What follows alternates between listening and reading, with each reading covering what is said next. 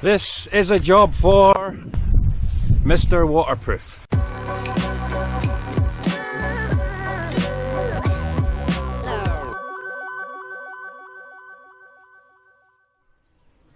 Hadrian's Wall campsite is an absolutely beautiful setting. You come in through the main gate and you swing round to the reception. There's some washing up facilities there, and we noticed there's some free range hens scratching about, and they also sell the eggs, so I think that's the breakfast sorted. As you go up the hill, there's several large bays for motorhomes, and then when you get to the top of the hill there's an area for tents, and we saw some quite big ones up there. Kira, do you like it here? Trisha's reading her book already, chilling out in the sun. We have been itching to do Hadrian's Wall for such a long time. We picked up this leaflet from English Heritage a while back, and we've picked out 3 sites that we're going to do on this trip. The leaflet picks out 8 of the main sites that you can do along Hadrian's Wall. We're just going to do 3. The first one is going to be Housted's Roman Fort. Secondly, Chester's Roman Fort and Museum. And then we're going to finish up with Corbridge Roman Town. We've arrived at Housted's Roman Fort. The car park is absolutely chock-a-block, but luckily we've found a space. The wee broon van is only 1.92 metres wide and fits in a regular car parking space, so long as the neighbours are not too close to the line. I've absolutely no idea, Sultan. Okay. We always try to pick places to go where dogs are allowed, so Kira can come in with us.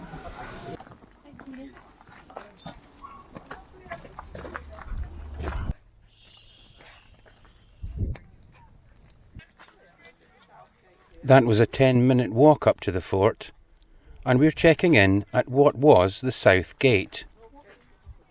Don't like the look of those clouds though.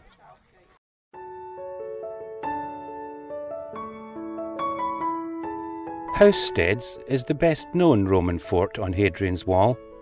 It was built in the decade starting 122 AD and saw 300 years of Roman occupation. The commanding officer's house provided accommodation for the commander, his wife, their children and their slaves.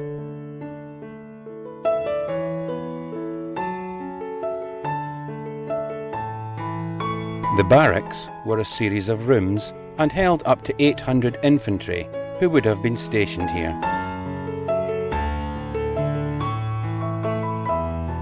The granary has a range of columns which would have supported a wooden floor to help keep the food dry and away from vermin, and the basement walls had holes for ventilation and to allow dogs in to chase out the rats. Thankfully, Kira didn't find any. The fort is attached to Hadrian's Wall, which crossed Britain from Bowness-on-Solway to Wallsend on the River Tyne, a total of 73 miles.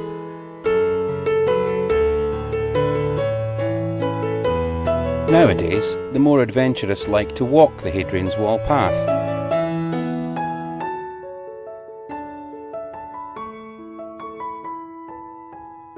And children like to walk the walls, holding on to their parents' hand. The latrine, a communal toilet block, was fed by water from various tanks to flush out the drains, and a smaller channel was used for washing their sponges. They didn't have Andrex in these days. We're heading to our next campsite, and it feels like driving through some strange alien landscape. They're doing some work on the cattle grid, and I go for a look. There's a muddy furrow to go through, but we decide to go for it. Just watch that.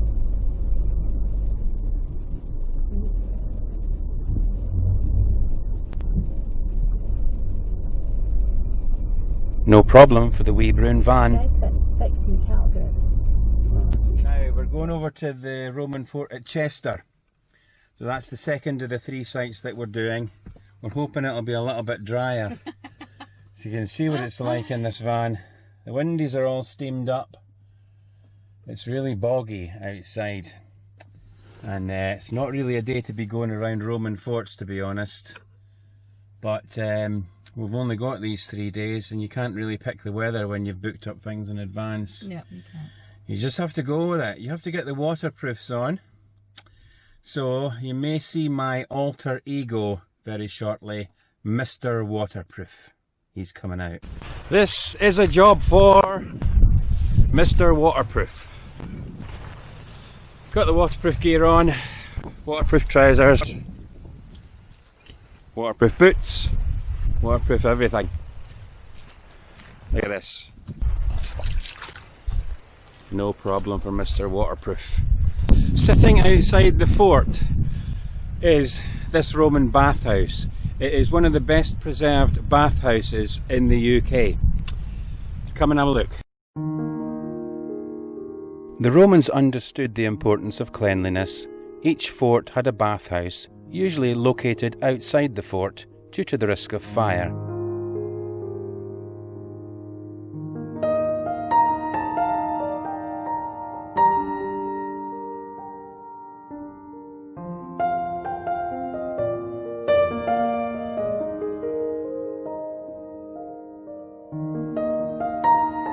The purpose of the recesses in the wall of the changing hall is unknown. Maybe it was their lockers.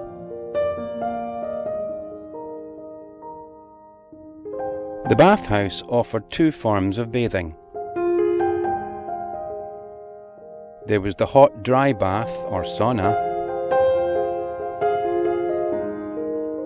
and the steam treatment room or Turkish bath.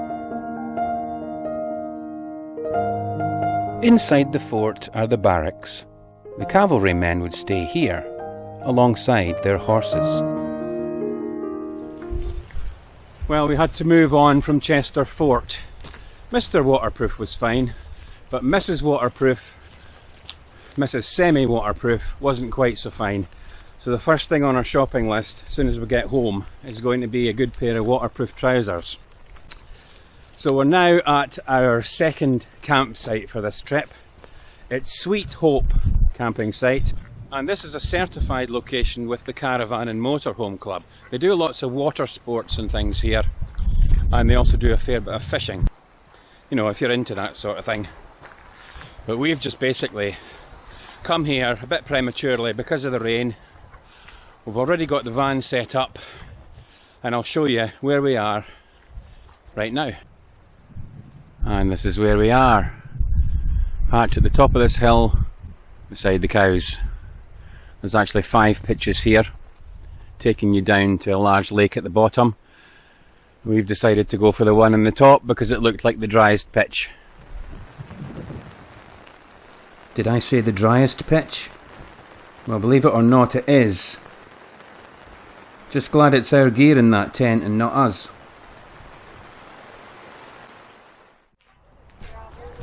Well, that was some rain that we had yesterday. Thankfully it's dried up, and this morning it's a lot nicer for our visit to Corbridge, Roman town.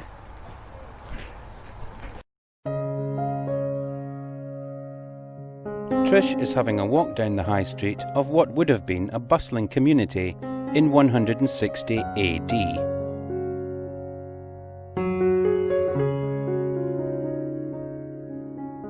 The granary is more complete than the one we saw at Housted's fort.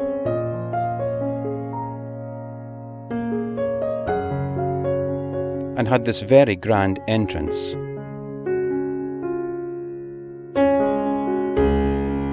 And these ventilation slots in the walls.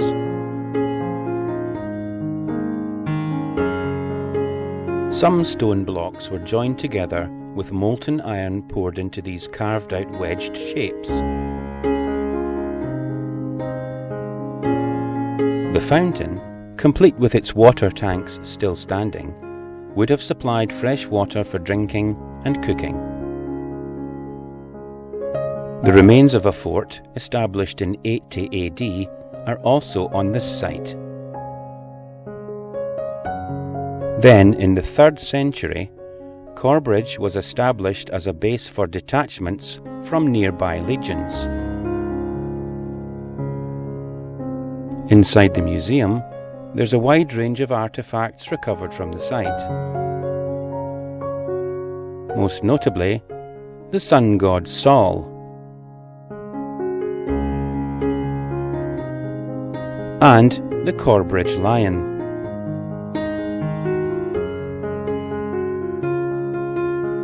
There's also Hercules, fighting off the Hydra, or at least the one remaining tentacle that survived, wrapped around his arm. That's us, we're back at the van, and we've finished our 3rd of the 3 Roman sites. Loved every single one of them, have you? Yeah, we did. Yeah. So if you like what you've seen, give us a thumbs up, remember and subscribe, and then you'll get prompts for our next adventure. We'll see you then. Bye! Ta-da!